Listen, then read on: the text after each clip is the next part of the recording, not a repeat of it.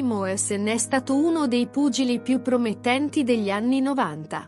Nato a Gravette, in Arkansas, il 2 gennaio 1969, era dotato di un fisico imponente e di un talento naturale per la boxe. Il suo gancio sinistro era considerato uno dei più potenti al mondo. L'infanzia di Tommy fu molto difficile. Suo padre era un alcolizzato violento e sua madre Diana fu accusata di omicidio, mentre il fratello venne messo in prigione con una condanna a 15 anni per stupro. A seguito del divorzio dei genitori, avvenuto quando Tommy era in età adolescenziale, venne cresciuto dalla nonna ed iniziò a boxare all'età di 13 anni. Per sfogare la sua rabbia e la sua frustrazione nei confronti di una vita difficile, per poter prendere parte ai combattimenti locali sul ring, Morrison cercò di falsificare i suoi documenti, in quanto all'epoca l'età minima richiesta per poter combattere era di 21 anni. Tommy Morrison è stato un pugile con uno stile aggressivo, dotato di un fisico imponente, di grande potenza e di una non comune velocità di tronco e braccia. Era abile nella corta distanza, da cui sferrava potenti montanti e rapide combinazioni, ed era anche considerato uno dei più forti power puncher degli anni 90. Prima di esordire come pugile professionista, Morrison collezionò nella sua carriera dilettantistica 343 incontri, di cui 315 vinti per KO. La sua carriera professionistica iniziò nel 1988 e, in breve tempo, si impose come uno dei pugili più forti della divisione dei pesi massimi. Pesava circa 106 kg ed era alto quasi 190 cm.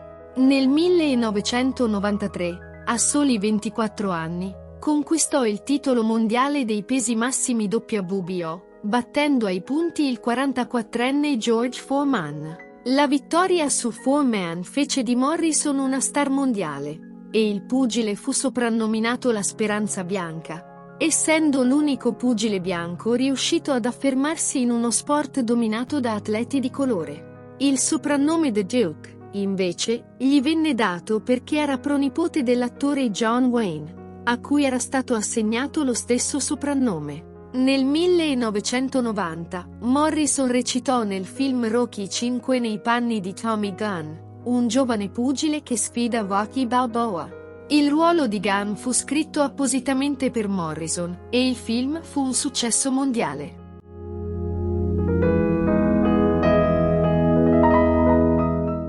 Il 10 giugno 1995, Morrison conquisterà il titolo di campione mondiale International Boxing Council, nella categoria dei pesi massimi battendo Donovan Warwick. In grande ascesa, Morrison firmò un contratto da $10 milioni per 3 incontri, il primo dei quali avrebbe dovuto disputarsi nel 1996 contro Arthur Waters. Ma a poche ore dall'incontro, Morrison venne trovato positivo al test per l'HIV. Di conseguenza, fu sospeso dalla Commissione Atletica del Nevada. Morrison, che aveva inutilmente cercato di sottrarsi al controllo, non ebbe altra scelta che ammettere pubblicamente la sua malattia e, contestualmente, annunciare il ritiro dal pugilato. La sospensione arrivò soltanto 7 ore prima del combattimento, che per Morrison doveva essere una sorta di trampolino di lancio verso un possibile incontro con Mike Tyson. Nel 2007, Morrison dichiarò che il test del 1996 era stato falsificato e che non aveva mai contratto la malattia. Smise così di considerarsi malato, interrompendo qualsiasi terapia antiretrovirale e riprendendo la sua carriera agonistica. Riuscì ad ottenere la licenza per combattere dallo stato della Virginia occidentale e, alla soglia dei 40 anni, tornò 2 volte sul ring. La prima volta battendo John Castle per KO alla seconda ripresa e poi, sconfiggendo Matt Weishaupt alla terza.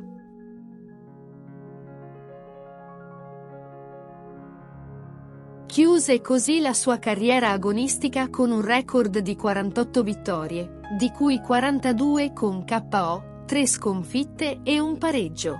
Morrison morì il 1 settembre 2013 in un ospedale del Nebraska, all'età di 44 anni.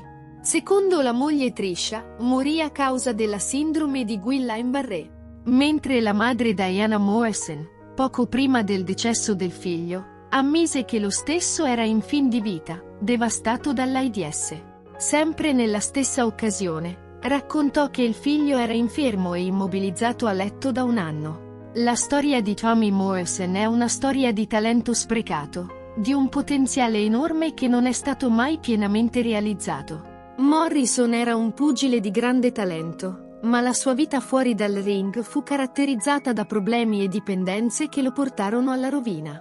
Il primo episodio che lo portò alla ribalta della cronaca risale a quando nel 1993 colpì violentemente uno studente dell'Università di Iowa, a suo avviso perché quest'ultimo lo aveva guardato in malo modo. Per questo episodio fu costretto a pagare una multa per risarcire la vittima.